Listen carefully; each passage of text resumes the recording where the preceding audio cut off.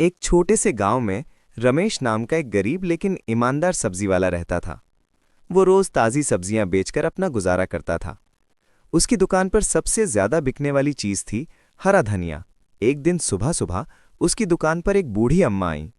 उनके हाथ में पुराना सा थैला था। अम्मा ने कहा, बेटा, क्या थोड़ा सा हरा धनिया मिल जाएगा? पैसे कम हैं।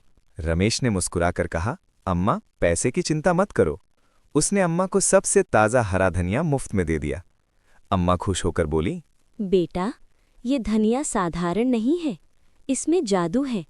इसे दिल से इस्तेमाल करना। ये कहकर अम्मा चली गईं। रमेश को बात अजीब लगी, लेकिन उसने ध्यान नहीं दिया। उस शाम रमेश की पत्नी ने उसी धनिये से सब्जी बनाई।